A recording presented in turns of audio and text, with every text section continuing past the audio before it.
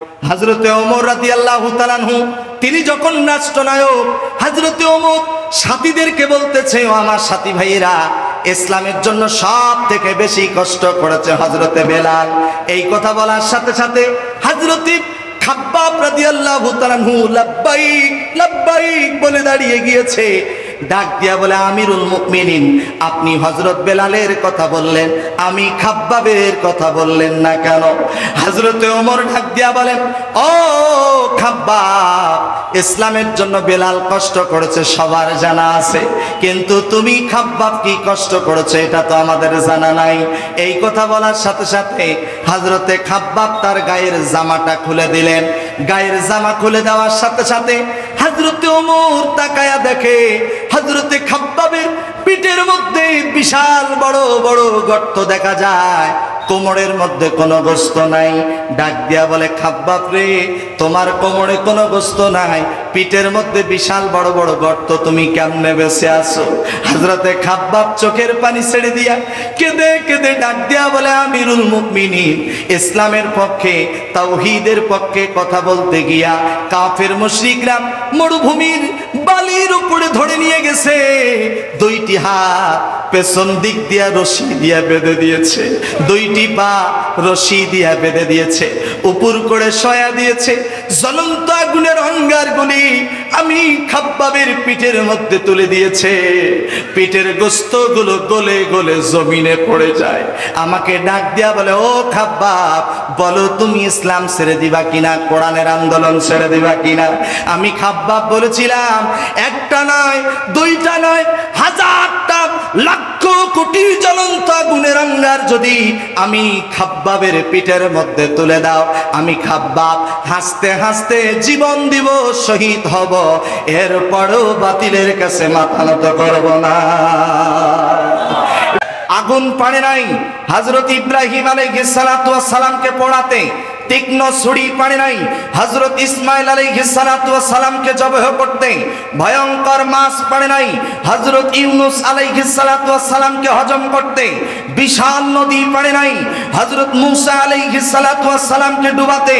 অতএব আল্লাহর কোরআনকে যারা ভালোবাসে, ইসলামকে যারা ভালোবাসে, ওলামায়ে কেরামকে যারা ভালোবাসে, আল্লাহর জমিনে আল্লাহর দ্বীন কায়েমের জন্য যারা সংগ্রাম করে যায়, তাদের রক্ত যদি ছুটে যায়, তারা জীবন দিবে, তারা বাতিলের কাছে কখনো মাথা নত করবে না। আমরা কোরআনের জন্য, ইসলামের জন্য জীবন দিতে প্রস্তুত আছি। কারা কারা দুই হাত তুলে আল্লাহর দরবারে দেখায় দাও।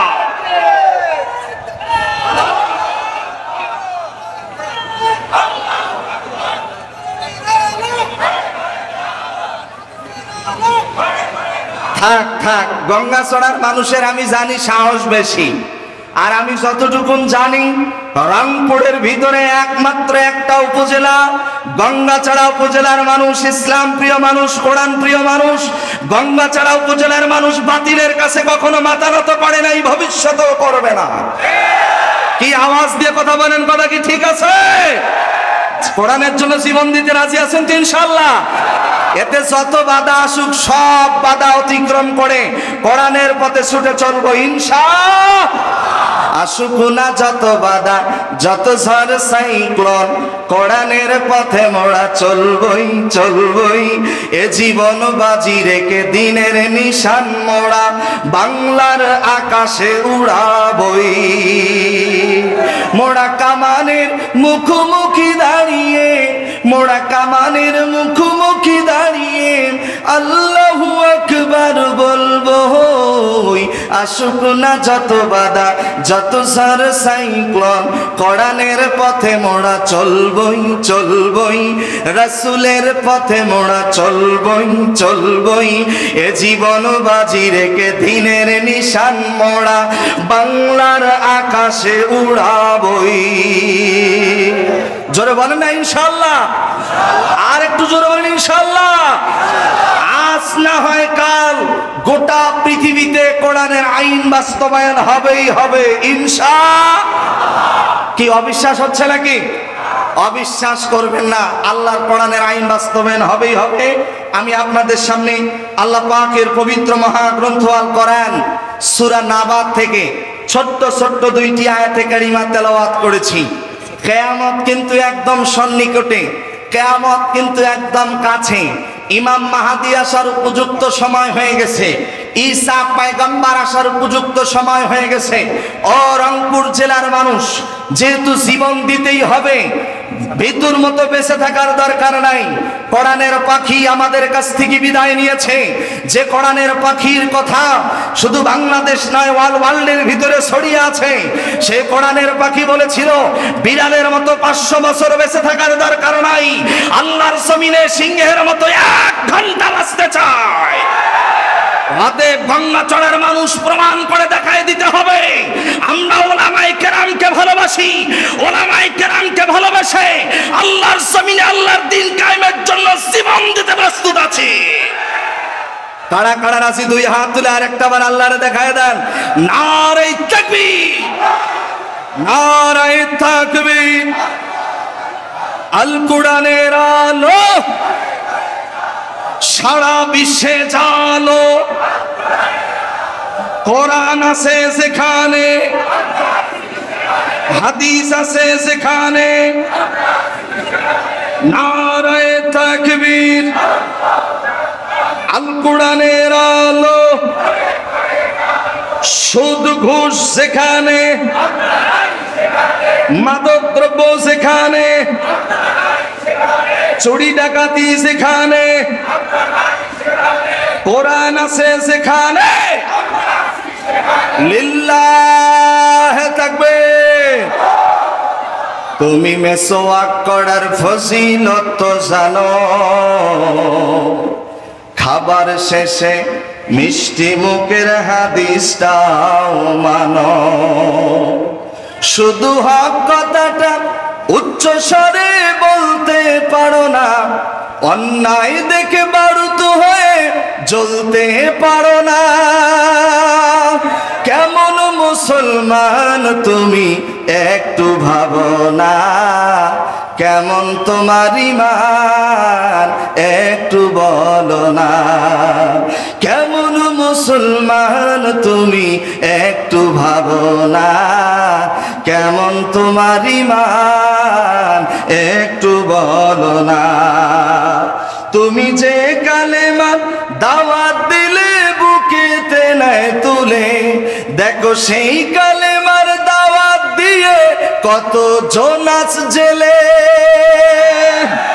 তুমি যে কোরআনের দাওয়াত দিলে হাদিয়া তোহফা মেলে, দেখো সেই কোরআনের ব্যাখ্যা লিখে কেউ ফাঁসিতে ঝোলে। তুমি দুনিয়ার মোহে জীবনের মায়া ছাড়তে পারো না, তুমি দুনিয়ার মোহে জীবনের মায়া ছাড়তে পারো না। প্রভু রাহে প্রাণ বিলিয়ে দিতে জানো না, কেমন মুসলমান তুমি একটু ভাবো না, কেমন তোমার ঈমান একটু বলো না। সম্মানিত হাজিরিন, আসুন আমি একটা সাবজেক্টের উপরে আপনাদের সামনে কথা বলতে চাই। প্রত্যেকটা মাহফিলে সাবজেক্টের উপরেই কথা বলি। আজকে সংক্ষিপ্ত সময় যতটুকুন পারি একটি বিষয় নিয়ে আপনাদের সামনে আলোচনা করব। আমি তেলাওয়াত করেছি সূরা নাবা, পবিত্র কোরআন আল কারীমের। এই দেখেন, পৃথিবীর সর্বশ্রেষ্ঠ কিতাব মহাগ্রন্থ আল কোরআন। এ কোরআনে মোট 114টি সূরা রয়েছে। তন্মধ্যে 78 নাম্বার সূরা, সূরাটির নাম হচ্ছে সূরা নাবা। জবান খুলে বলেন সূরাটার নাম কি? সূরা নাবা। কত নাম্বার সূরা? 78 নাম্বার সূরা। সূরাটির নাম হচ্ছে সূরা নাবা। নাবা অর্থ হচ্ছে সংবাদ, মহাসংবাদ, যেটাকে ইংরেজিতে বলা হয় ব্রেকিং নিউজ। কি বলা হয়? Breaking news. এখন ইউটিউব, এখন ফেসবুক খুললেই একটা ব্রেকিং নিউজ পাওয়া যায়। রাসেল, এই দেখেন সবার মুখস্থ, রাসেল ভাইপার আইসা একদম। আপনাদের এলাকাও আছে নাকি? আচ্ছা, তাহলে শোনেন, এখন ইউটিউব সোশ্যাল মিডিয়ায় রাসেল ভাইপার। এরপরে গত একদিন থেকে অনেক কিছুই ভাইরাল হয়। এই যে টেলিভিশনে আপনারা দেখবেন কোন এক জায়গায় যদি কোনো দুর্ঘটনা ঘটে, সঙ্গে সঙ্গে লেখা ওঠে ব্রেকিং নিউজ। কি লেখা ওঠে? Breaking news. আজ থেকে 14.5 বছর আগে, 1450 বছর আগে মহান রব্বুল আলামিন গোটা পৃথিবীর মানুষদেরকে ব্রেকিং নিউজ দিয়েছেন, মহা সংবাদ দিয়েছেন। সেই মহা সংবাদটা কি? আসেন একটু দিলের কান দিয়ে মনের কান দিয়ে শুনি। ইন্না ইয়াউমাল ফাসলি কানা মিকাতা, নিশ্চয় নির্ধারিত আছে বিচারের দিন। আজকে যারা বিচারের নামে দুর্নীতি করে, আজকে যারা বিনা দোষী লোকগুলোরে দোষী সাব্যস্ত বানাইয়া যারা জেলখানায় পাঠায়া দেয়, আমার আল্লাহ তাদেরকে একদিন বিচারের কাঠগড়ায় দাঁড় করাবেন। আওয়াজ দিয়ে জোরে বলেন, কথা কি ঠিক? ইন্না ইয়াউমাল ফাসলি কানা মিকাতা, নিশ্চয় নির্ধারিত আছে বিচারের দিন। আর ওই দিন বিচারক হবেন কে? সবাই জোরে বলেন, কে?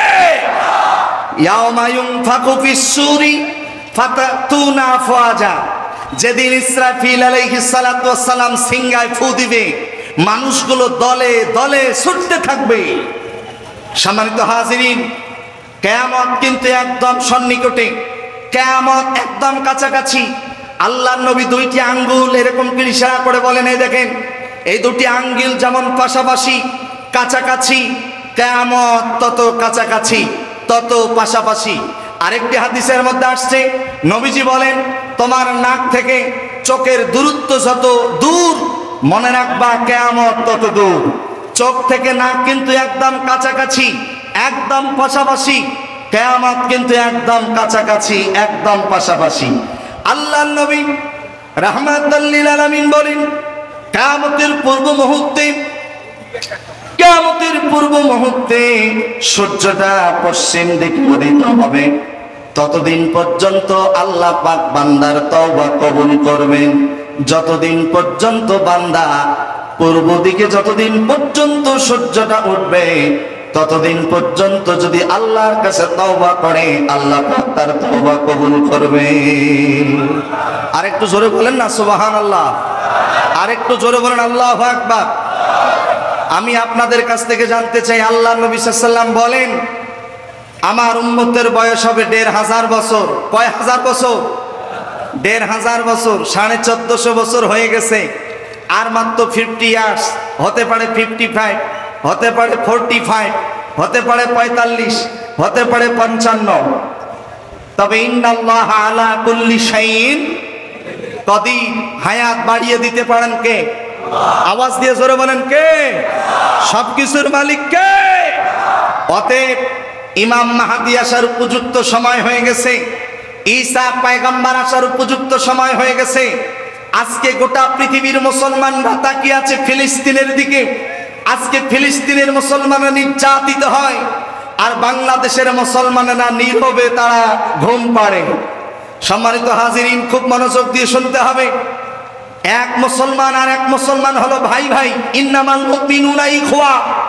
ফিলিস্তিনের মুসলমানেরা আমাদের ভাই, বসনিয়ার মুসলমানেরা আমাদের ভাই, চেচনিয়ার মুসলমানেরা আমাদের ভাই। কোন দিনী ভাইরা যদি নির্যাতিত হয়, নিপীড়িত হয়, বাংলাদেশের মুসলমানেরা তাদের ব্যথায় ব্যথিত হইবে। আওয়াজ দিয়ে বলেন ঘোষণা কার? আওয়াজ দিয়ে জোরে বলেন ঘোষণা কার? ওই যে ফিলিস্তিনে আজকে নির্যাতিত হচ্ছে মুসলমানেরা। পৃথিবীতে একটা মাত্র ইহুদি রাষ্ট্র ইসরাইল মুসলমানদের প্রতি নির্যাতন জুলুম করতেছে। এই ইহুদিদেরকে ইমাম মাহদী ঈসা পয়গম্বর এসে দুনিয়ার থেকে বিদায় করে দিবেন। আওয়াজ দিয়ে কথা বলেন, কথা ঠিক কিনা? সেই সময় কিন্তু চলে আসছে। কিয়ামতের পূর্ব মুহূর্তে আর একটা যুদ্ধ হবে, সেই যুদ্ধটার নাম হলো গাজওয়াতুল হিন্দ। এই যুদ্ধের জন্য আমাদেরকে প্রস্তুতি নিতে হবে, কারণ মুসলমানদের দেয়ালে পিঠ ঠেকে গেছে।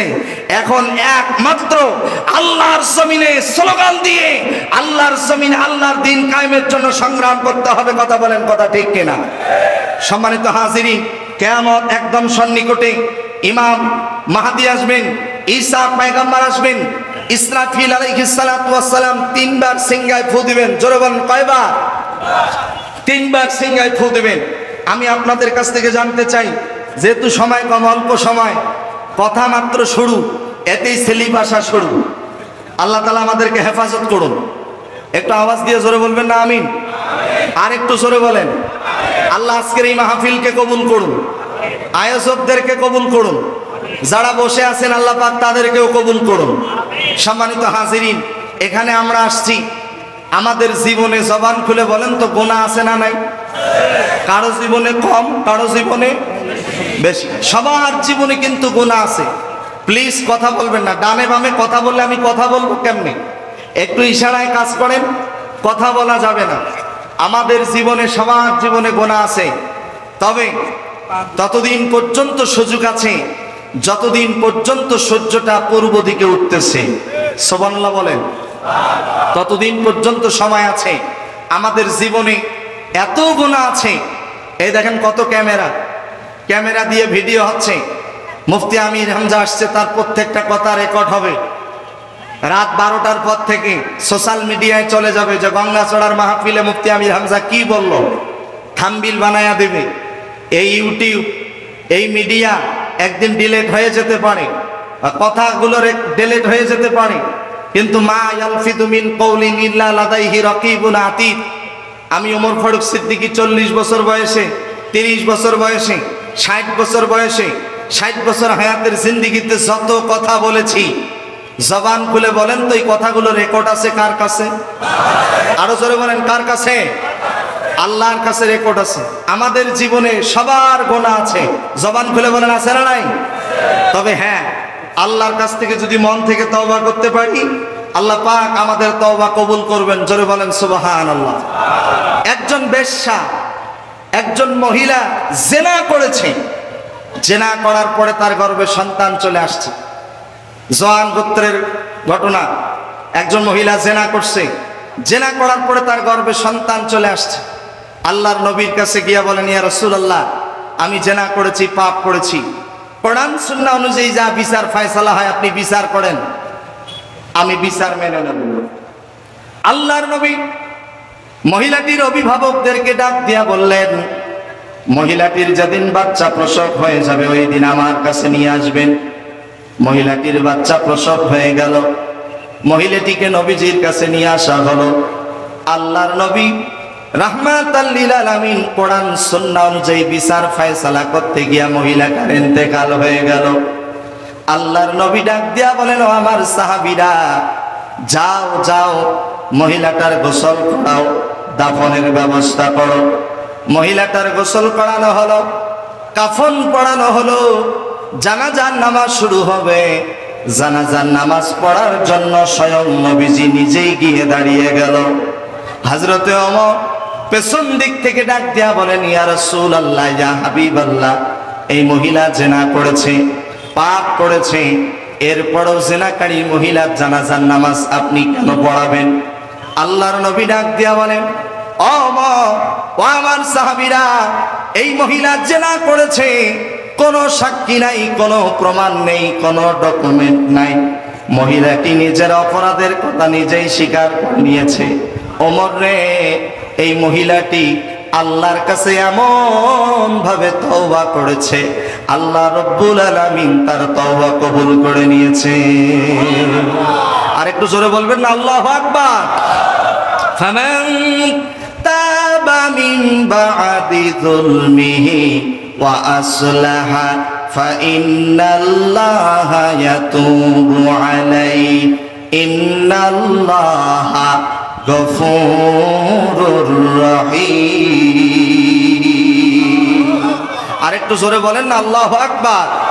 কেউ যদি ভুল করে, ভুল করার পরে যদি কেউ তওবা করে, আল্লাহ রাব্বুল আলামিন তাদের তওবা কবুল করে নেন। অতএব আমি আপনাদের কাছ থেকে জানতে চাই, কিয়ামত যেহেতু সন্নিকটে, কিয়ামত যেহেতু কাছে, অতএব আমাদের জীবনে যত ভুল আছে আওয়াজ দিয়া বলেন তো, তওবা করে আল্লাহর কাছে ফিরে আসার দরকার আছে না না?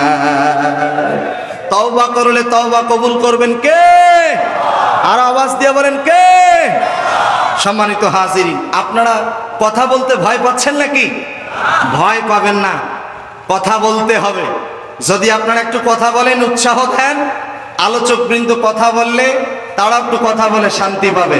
একটু সবাই বলেন তো আল্লাহু আকবার। আর একটু জোরে বলেন আল্লাহু আকবার। মাশাআল্লাহ, আল্লাহ তাআলা আপনাদের সবাইকে কবুল করুন। আমার কথা যদি বুঝে থাকেন তাহলে জবান খুলে বলেন তো, কিয়ামত কি হবে? একটু হ্যাঁ না বলেন, হবে? হবে, কিয়ামত সংগঠিত হবে, কিয়ামত সত্য দিন। আল্লাহ রাব্বুল আলামিন সূরা নাবার 39 নম্বর আয়াতে কারিমার ভিতরে বলেন, যারা পারেন আমার সাথে পড়েন, যালিকাল ইয়াউমুল হক ফামান শাআ আত্তাখাযা ইলা রাব্বিহি মাআবা। আরেকটু জোরে বলবেন না আল্লাহু আকবার। এই দেখেন আলিফ লাম মিম, আমার দিকে তাকান, আলিফ লাম মিম কয়টা অক্ষর? 3টা অক্ষর। রাসূল বলেন, কেউ যদি 3টা অক্ষর উচ্চারণ করে আল্লাহর ফেরেশতারা তাদের আমলনামায় কমের পক্ষে 30টা নেকি দিয়ে দেবে। যতবার কোরআন তেলাওয়াত করব, তেলাওয়াত শেষে আপনারা যদি আল্লাহু আকবার বলে আল্লাহকে খুশি করতে পারেন, আল্লাহ পাক রব্বুল আলামিন সমপরিমাণ সওয়াব সবার আমলনামায় দিয়ে দেবেন। আরেকটু জোরে বলেন না আল্লাহু আকবার। এরপরে কিয়ামতের দিনটা হলো প্রতিশ্রুতির দিন। আল্লাহ রাব্বুল আলামিন বলেন, ওয়াল ইয়াউমিল মাউউদ। কিয়ামতের দিনটা হলো প্রতিশ্রুতি দিবসের দিন, কিয়ামতের দিনটা হলো প্রতিদানের দিন। আমরা সব সময় একটা সূরা পড়ে থাকি, প্রত্যেক রাকাতের মধ্যে একটা সূরা পড়ি, সেই সূরাটির নাম হলো সূরা ফাতিহা। একটা আয়াত সব সময় আমরা তেলাওয়াত করি, যারা পারি আমার সাথে পড়েন, মালিকি ইয়াউমিদ্দিন। পড়েন না আপনারা? এটা সবাই পড়েন, মালিকি ইয়াউমিদ্দিন। যিনি প্রতিফল দিবসের মালিক, আওয়াজ দিয়া বলেন তার নাম কি? আরেকটু আওয়াজ দিয়া বলেন তার নাম কি? তিনি হচ্ছে প্রতিফল দিবসের মানুষ মালিক। সম্মানিত ভাইরা, হযরত ইসরাফিল আলাইহিস সালাতু ওয়াস সালাম 3টা সিংহায় ফু দিবে। প্রথম নাম্বার যখন সিংহায় ফু দিবে, মানুষগুলো মাতাল হয়ে যাবে। আল্লাহ রাব্বুল আলামিন পবিত্র কোরআনুল কারীম সূরা হজ্জের ভিতরে বলেন, ওয়াতারান নাসা সুকারা ওয়ামা হুম বিসুকারা ওয়ালাকিন্না আযাবাল্লাহি শাদীদ। মানুষগুলো মাতাল হয়ে যাবে। আজকে আপনারা ভালোভাবে এখানে বসে আছেন, কিন্তু ইসরাফিল আলাইহিস সালাতু ওয়াস সালাম প্রথম যখন সিংহায় ফু দিবে, মানুষগুলো মাতাল হয়ে যাবে। গঙ্গাচড়ার মানুষ মনে করবে এই আওয়াজ মনে হয় রংপুর থেকে আসতেছে, রংপুরের মানুষ মনে করবে এই আওয়াজ মনে হয় গঙ্গাচড়ার থেকে আসতেছে। মানুষগুলো মাতাল হয়ে যাবে। 2 নাম্বার যখন সিংহায় ফু দিবে, 2 নাম্বার সিংহায় ফু দেওয়ার সাথে সাথে মানুষগুলো মরে যাবে। আল্লাহ রাব্বুল আলামিন সূরা ইয়াসিনের ভিতরে বলে, যারা পারেন আমার সাথে পড়েন, মা ইয়ানজুরুনা ইল্লা সাইহাতান ওয়াহিদাতান তাআখুযুহুম আহুম ইয়াখিসিমুন ফালা ইয়াস্তাতিউনা তাওসিয়াতান ওয়ালা ইলা আহলিহিম ইয়ারজিউন। আরেকটু জোরে বলবেন না আল্লাহু আকবার। মানুষগুলো একটা বিকট শব্দ যখন শুনতে পাবে, নিজের মধ্যে ঝগড়া লেগে যাবে, একজন অপরকে মারতে থাকবে, পাগল হয়ে যাবে। এমনকি ওয়াতাদাউ কুল্লু যাতিন হামলিন হামলাহা, ওয়াতাদাউ কুল্লু যাতিল হামলিন হামলাহা। একজন গর্ভবতী মা 3 মাস 4 মাস একটা বাচ্চা গর্ভধারণ করেছে, এই বাচ্চাটা পেটের মধ্যে ধরে রাখতে পারবে না, এই বাচ্চাটা সঙ্গে সঙ্গে প্রসব করে ফেলবে, ভয়ের চোটে প্রসব করে ফেলবে। 3 নাম্বার যখন সিংহায় ফু দিবে, মানুষগুলো কবর থেকে বের হয়ে আল্লাহ তাআলার সামনে হাজির হতে থাকবে। চিৎকার দিয়া জোরে বলেন আল্লাহু আকবার। পৃথিবীতে যত মানুষ মারা গিয়েছে, আমরা কিন্তু সবাই মরণশীল, কুল্লু নাফসিন যায়িকাতুল মাউত, প্রতিটি প্রাণীকে মৃত্যুর স্বাদ গ্রহণ করতে হবে। আওয়াজ দিয়া বলেন ঘোষণা কার? আর একটু জোরে বলেন কার? আমরা সবাই মরণশীল, আওয়াজ দিয়ে বলেন এই ঘোষণা কার? যারা কথা বলতেছেন না তারা কি মরবেন না? একটু আওয়াজ দিয়ে বলেন আমরা কি মরবো না? এই মাহফিল থেকে বাড়িতে যাইতে পারবো কোনো গ্যারান্টি আছে? আমার যুবক ভাইরা, আমার মুরব্বী বাবাজিরা, আল্লাহর দেওয়া জবান খুলে প্লিজ আমার ডানে বামে কথা বলবো না, আমার কানে আওয়াজ আসলে আমি কথা বলতে পারি না, একটু ইশারায় কথা বলেন। আমি আপনাদের কাছ থেকে জানতে চাচ্ছি এই মাহফিল থেকে বাড়িতে যাইতে পারবো কোনো গ্যারান্টি আছে? কোনো গ্যারান্টি নাই। কুল্লু নাফসিন যায়িকাতুল মাউত, প্রতিটি প্রাণীকে মৃত্যুর স্বাদ গ্রহণ করতে হবে। জবান খুলে বলেন এই ঘোষণা কার? পৃথিবীতে এসেছিলাম যেভাবে যেতে হবে। পৃথিবীতে যেদিন এসেছিলাম ওই দিন আপনার আমার গোসলটা করিয়ে দিয়েছে অন্যজনেরা। আবার যেদিন পৃথিবীর থেকে বিদায় নেব ওই দিন আপনার আমার গোসলটা করিয়ে দেবে অন্যজনেরা। নিজের গোসল নিজে করার মতো ক্ষমতা হবে না। কিসের এত অহংকার, কিসের এত দাম্ভিকতা? মরে গেলে সব অহংকারিত্ব শেষ হয়ে যাবে। আওয়াজ দিয়ে কথা বলেন, কথা ঠিক কিনা? অতএব মরতে তো হবেই। ইসলামের পক্ষে, কোরআনের পক্ষে হক কথা বলেই আল্লাহর জমিনে যতদিন বাঁচবো বেঁচে থাকতে চাই, ঠিক কিনা বলেন?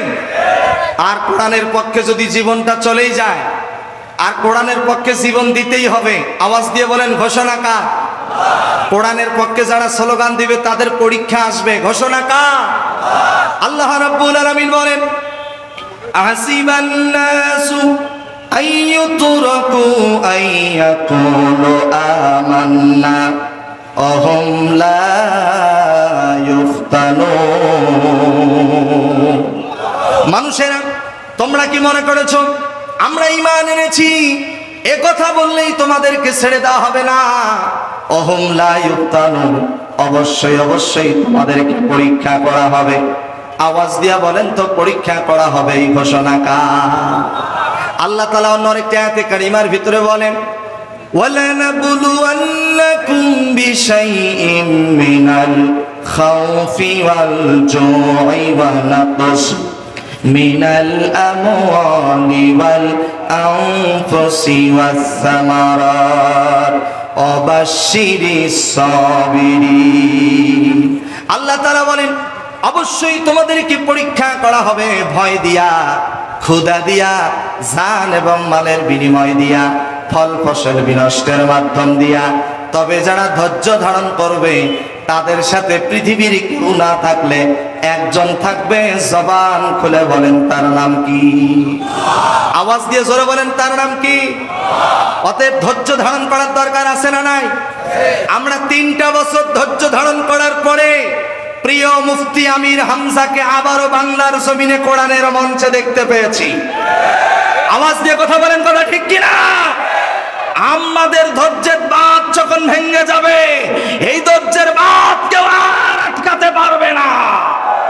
সম্মানিত ভাইরা আমার, মুফতি আমির হামজাকে যেমন আমরা পেয়েছি এই ময়দানে টুডে টুমরো, আজ না হয় কাল, বাংলাদেশের সম্পদ, বাংলাদেশের সম্পদ, বাংলাদেশের মুফাসসির, প্রিয় মুফাসসির যুবকদের আইডল ডক্টর মিজানুর রহমান আজহারীকেও আমরা গঙ্গাচড়ের মাটিতে দেখতে চাই।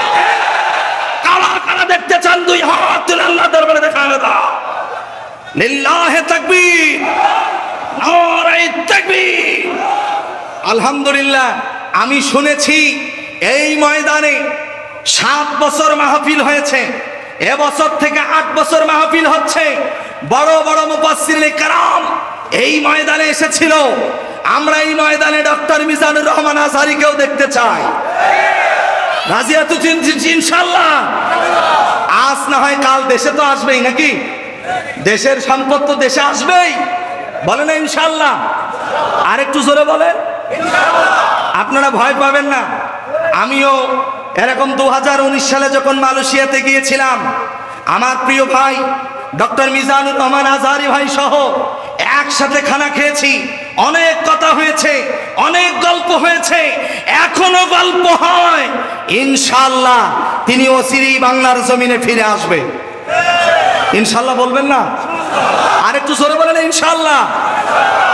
আমির হামজাকে আজকে এই ময়দানে দেখতে পেয়ে আপনাদের খুশি লাগবে না বেজার? ইনশাআল্লাহ আপনাদের মনের আশা কিছুক্ষণের ভিতরেই পূরণ হবে ইনশাআল্লাহ, বলবেন না? আর একটু জোরে বলেন ইনশাআল্লাহ।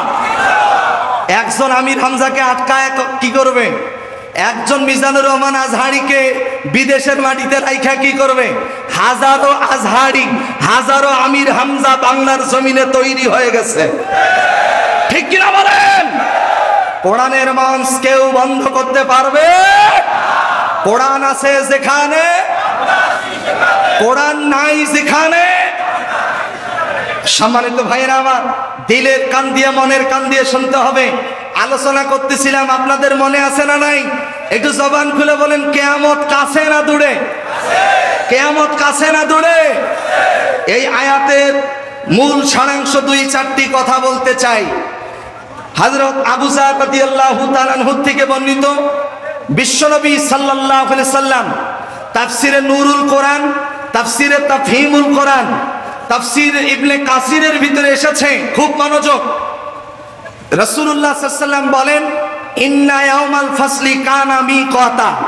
এই আয়াতখানি তেলাওয়াত করার পরে নবীজি বলেন, মানুষগুলো যখন হাসরের ময়দানে একত্রিত হবে, তাদের ভিতর থেকে 10টা দল হবে। জোরে বলেন কয়টা দল?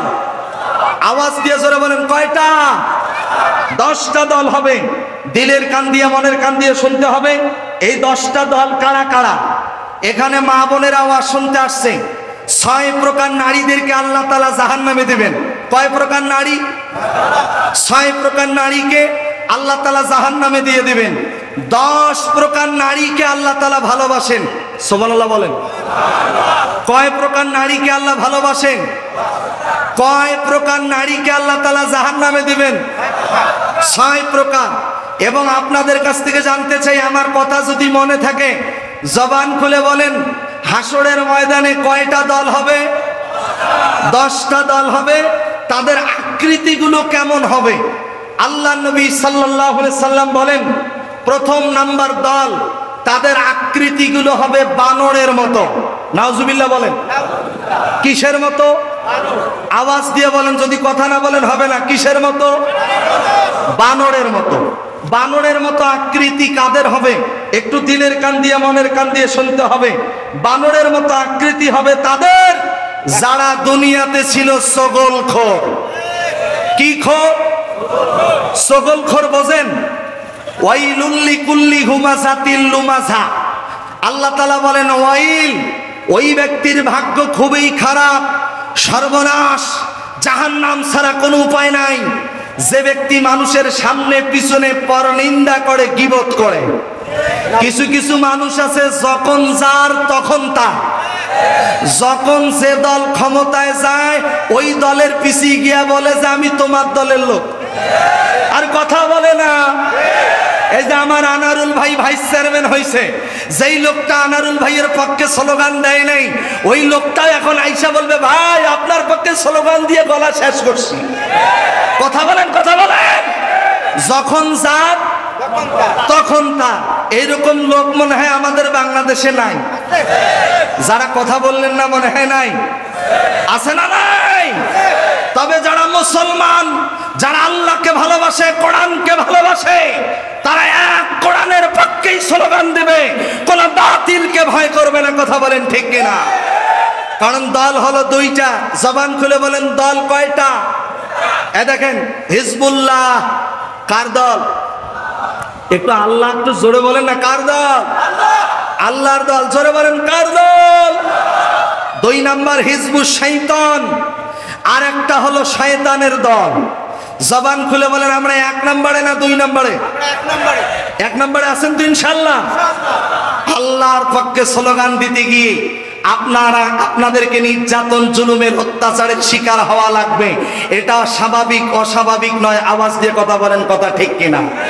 কারণ যারা নবীকে ভালোবেসেছে, নবীকে ভালোবাসতে গিয়ে ইতিহাস পড়ে দেখেন। ও গঙ্গাচড়ার মানুষ, আপনারা ইতিহাস জানেন। এরপরে একটু স্মরণ করিয়ে দিতে চাই, মসজিদে নববী যিনি মুয়াজ্জিন ছিলেন, হযরতে বেলাল রাদিয়াল্লাহু তাআলা আনহু, নাম শুনছেন? হযরতে বেলাল একেবারে কালো সাহাবী।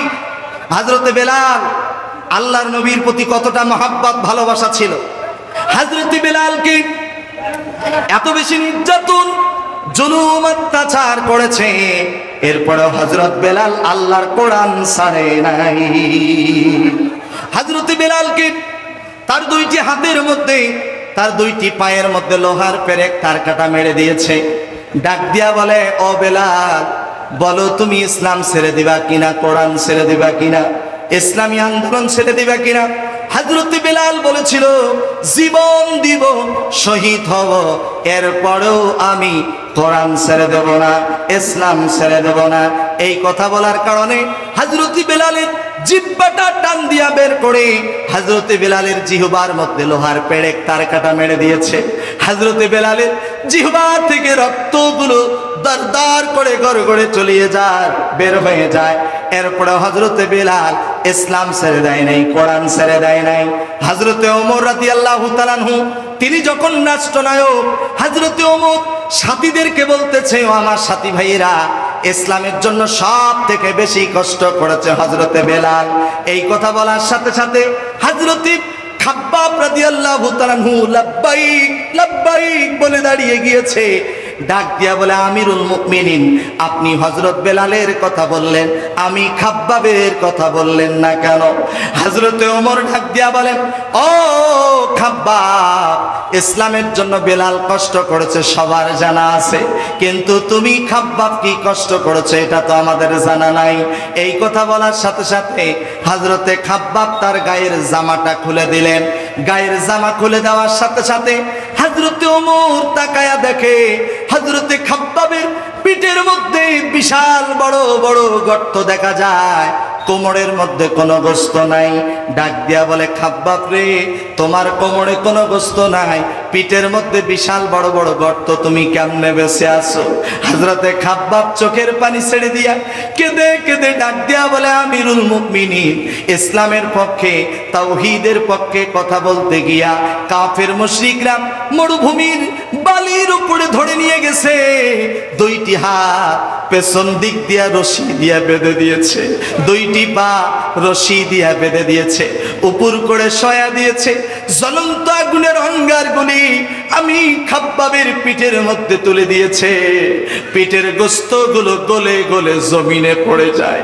আমাকে ডাক দিয়া বলে, ও খাব্বাব, বলো তুমি ইসলাম ছেড়ে দিবা কিনা, কোরআনের আন্দোলন ছেড়ে দিবা কিনা? আমি খাব্বাব বলেছিলাম, একটা নয়, দুইটা নয়, হাজারটা, লক্ষ কোটি জ্বলন্ত আগুনের অঙ্গার যদি আমি খাব্বাবের পিঠের মধ্যে তুলে দাও, আমি খাব্বাব হাসতে হাসতে জীবন দিব, শহীদ হব, এরপরও বাতিলের কাছে মাথা নত করব না। একটু জোরে বলেন না, আল্লাহু আকবার।